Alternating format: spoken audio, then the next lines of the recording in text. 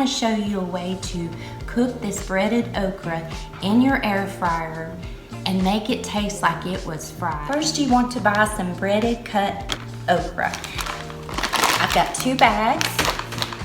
I'm gonna just dump it in a bowl. Okay.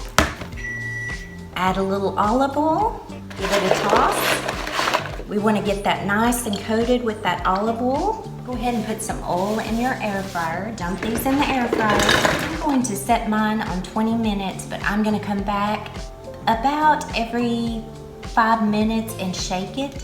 Go ahead and just shake that around, and if it doesn't shake, just kind of stir it around and let that just keep on cooking. We'll come back and check it again. These have been cooking for 17 minutes, and I'm just gonna move them around. It's looking good. And I want these just a little bit more brown, so I'm gonna put it on 5 minutes.